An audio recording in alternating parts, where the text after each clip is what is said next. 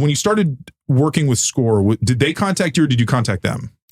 I think they contacted me. I think I had just gotten on Twitter and I think they had reached out to me and, asked if I would be interested in shooting with them. And I had to send them some pictures like nudes and stuff. Yeah. And then they made me an offer and it had sort of been like on my bucket list. I had always wanted to do a nude layout. Had you known about Score beforehand? Yeah, I did. I love huge boobs. Sure, yeah. And we'll get into the boobs later to talk about that. But. So yeah, I had known about them and I had known actually some other girls, which I have some friends that had shot with them before and liked shooting with them. So so what do you remember what your first like photo shoot was like? Oh, of course. Yeah. Yeah. How did that go? It was great. I was so nervous, but we talk about preparation, like even for Avian.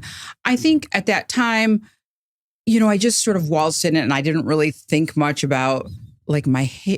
I was like, okay, my hair is fine. And, what I'm wearing, but I think as the shoots went on, I put a lot more thought into my wardrobe, my hair, being more prepared, I think, for photo shoot. I think everybody probably feels that way. Like the first one, it's like a learning curve, right? Yeah. Yeah. I mean, nobody starts, I think, camera ready. No, right? even the most experienced that you think would be, she was born to be in front of the camera. Well, and some people might have more natural instincts when they start. I'm sure. But everybody, raw talent is never enough. Like you have to hone it. You really do. And I feel like I think back on my prep for that first shoot and my prep now for shoots, and it's very different. Much more involved now, I feel like. Really? Yeah. I think I probably, even my diet and the things that I eat before a shoot, I think has gotten much more streamlined than, my first time out. Well, does it? Because some foods will kind of make you bloated and, they'll make you retain water. So you'll look bigger. Yeah, that's true. So you kind of have to almost like how bodybuilders cut before they do their shows. That's exactly. I mean, that is actually the best analogy, I think. I mean, that's exactly how I approach it now as like a bodybuilder going to a show. I try not to drink something like carbonated beverages or like raw vegetables. I know it sounds silly, but there's like little things. And when you're wearing clothes, it's fine. But when you're completely naked in front of a camera, it's totally different animal. What was that like to see your first, the results of your first shoot? What did you think? I mean, I of course, like everyone, like I picked my, we always look at the things about ourselves that we don't like. Focus in on the things I didn't like. Yeah. But yeah, I mean, I liked it, but I think that did distract me. Like I think that there were things that I was like, God, I wish I had done this differently. But then the great thing is then I had, then I shot with them again and again. And every time I think I got a little bit better at that. Mm-hmm. Did you was there a pretty immediate fan response to it? Like you noticed that your following on Twitter started to get a lot bigger? Yeah. I mean, I don't think I really had much of a fan following prior to that. But afterwards, I think, because I think there are a lot of really dedicated Score fans out there to this day. Thank you. Right here. Thank you, Peter. Right here. I think that, so much has gone to the booty. And I love the booty too. I am a booty fan, but I will always be in my heart a boob. The boobs. I'm a boob girl. And you know what? Boobs might be here's my thing is that I think that boobs, maybe they're not the main thing that people like right now, but big boobs will always be loved. I hope so. Always. Well, because they always draw people's attention. People love, whether they even want to look at them or not. I think it's just an instinctual kind of thing for men with boobs, If you walked down Las Vegas Boulevard in that outfit, no one would not look at you. Men, women, everybody would be, now their reactions might be different. I was just saying, reactions are different, but they would all look.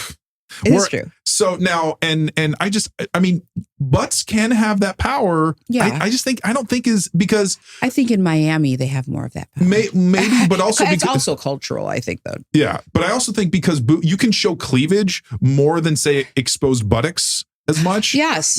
You could walk around with booty shorts, but that's not you're not going to rock around with a thong going down Las Vegas Boulevard. No, whereas you could walk out there in public and be fine. Just there. Yeah, exactly. So no one's, anyway, so I'm curious then. So you shot with Score why did you just shoot with them exclusively for so long before you actually started doing other things? I wasn't really sure I had wanted to do hardcore, to be honest with you. And that was a really big decision for me. I mean, for a multitude of reasons, but I wasn't 100% on board with it. And then the more I think time went on, the more that I was on, Twitter, and I saw other girls shooting with people, I was like, wow, that looks really great. That looks like fun, and maybe something I want to venture into.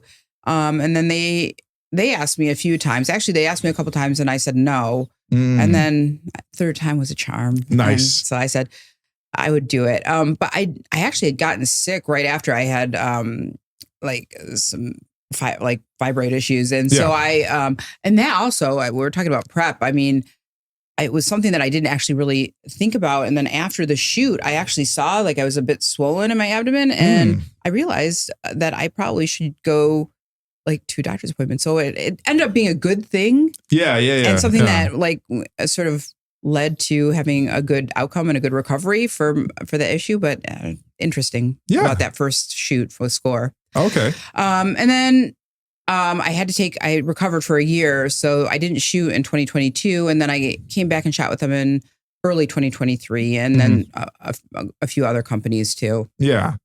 And so by the time that you did your first professional boy-girl scene, because you'd been modeling now, was that another level where it's okay, I'm comfortable doing solo, but now here's hardcore?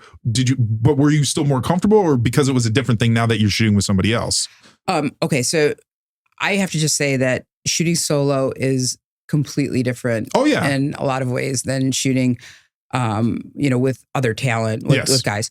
And it was a whole nother skill set that I really had to, and I'm still learning to this day. Just camera angles and positions and the positions that you have to hit every single scene.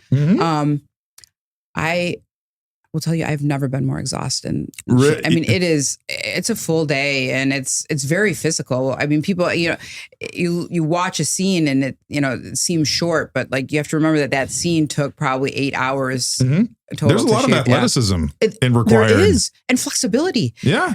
I mean, people had to take up yoga. Yeah.